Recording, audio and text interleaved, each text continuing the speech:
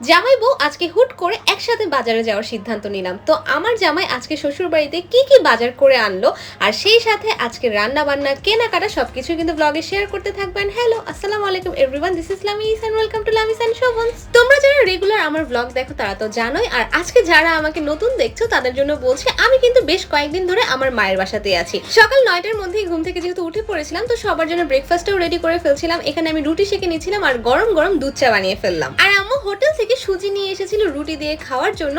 তো ব্রেকফাস্টটা করতে করতে দেখলাম মাশাআল্লাহ এত সুন্দর বৃষ্টি নেমেছে। বৃষ্টি কিন্তু দোয়া কবুলের একটা ভালো সময়, এটা হয়তো বা কম বেশি তোমরা সবাই জানো। আর দিনটাও ছিল অনেক সুন্দর একটা দিন, শুক্রবার। এদিকে আমার হাজবেন্ড শোভন দুপুরে নামাজ শেষ করে আমার সাথে দেখা করতে এসেছিল আর এসে আমাকে বললো যে চলো আমরা দুইজন হাঁটতে হাঁটতে বাজারটা ঘুরে আসি আর বাসার জন্য টুকটাক কিছু কেনাকাটা করে নিয়ে আসি। এই কাজটা কিন্তু ও একদম নিজের ইচ্ছেতেই করেছে, আর ও যে কাঁচা বাজারে ঢুকে যাবে এটা কিন্তু আমি প্রথমে বুঝতেই পারিনি। তো যাই হোক, মাশাআল্লাহ অনেক সুন্দর একটা মাছও কিনে নিয়েছিল আর সেই সাথে বেশ কয়েকটা মুরগিও নিয়ে নিয়েছে।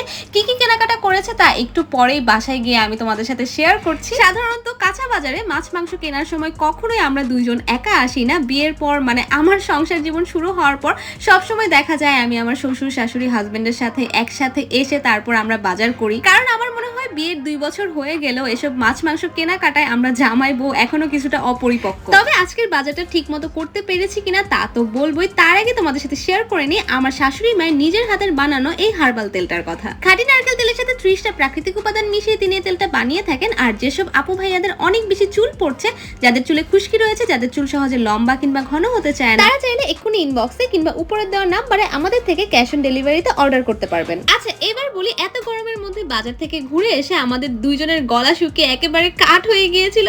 তো আম্মু আমাদেরকে এখানে ঠান্ডা ঠান্ডা লেবু শরবত সার্ভ করলো।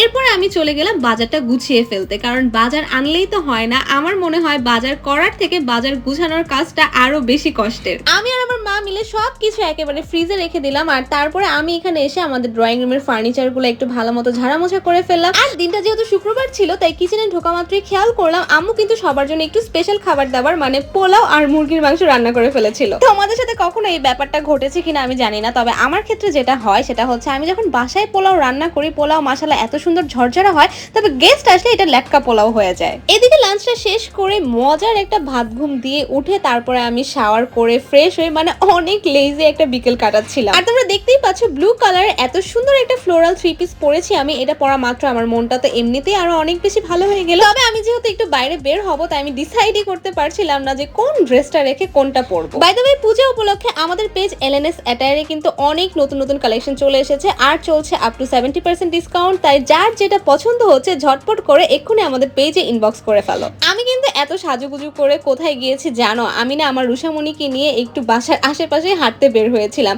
আর হাঁটতে যেহেতু বের হয়েছি, রুষামণির তো আবদারের শেষ নাই। তো আমরা এখানে এসে টেস্টি ট্রিট থেকে একটা কেক নিয়েছিলাম আর রুষার জন্য একটা ডোনাট কিনে নিয়েছিলাম। তবে আমার না একদমই মিষ্টি কিছু খেতে ইচ্ছে করছিল না, ঝাল ঝাল করে ভেলপুরি খেতে ইচ্ছে করছিল মিষ্টি টক দিয়ে। তো এখানে আমি বাসার সবার জন্য অনেকগুলা ভেলপুরিও নিয়ে এসেছিলাম। আর ট্রাস্ট মি, এই ভেলপুরিটা অনেক মজা, তবে সেই সাথে অনেক অনেক ঝাল। এখানে আমি বারবার রুষাকে না করছিলাম যে তুমি কিন্তু এটা খেয়ে সহ্য করতে পারবা না, তোমার এটা খাওয়ার দরকার নাই। তাই ও লুকিয়ে লুকিয়ে আমার এখান থেকে নিচ্ছিল। তবে সেদিন রাতে কেন জানি আমার একদমই ডিনারে ভাত খেতে ইচ্ছে করছিল না, তাই আমার হাজবেন্ড শোভন এখানে আমার রুষামণির আর ওর জন্য পিজা অর্ডার করে নিয়ে এসেছিল। সব থেকে দুঃখের বিষয় কি জানো? যে দিনই চিন্তা করি যে আজকে বাসার সব হেলদি খাবার দাবার খাবো, একদমই বাইরের কোনো কিছু খাবো না, কোনো খাবার অর্ডার করবো না, সেই দিনই কেন জানি বাইরের খাবার বেশি করে খাওয়া হয়। খাবার পর ডেজার্ট হিসেবে ছিল আমার সব থেকে পছন্দের একটা মিষ্টি, যেটা কিনা মদিনা মিষ্টান্ন ভান্ডারের। আর এই মিষ্টিটা যে এত বেশি মজার, তবে নাম আমি জানি না, তোমরা কেউ নাম জেনে থাকলে অবশ্যই কিন্তু কমেন্ট করে জানিয়ে দিও। তো আজকের মতো ব্লগটা এই পর্যন্ত, কেমন লেগেছে তা অবশ্যই জানিও। Thanks for watching, tata bye bye, Allah Hafiz.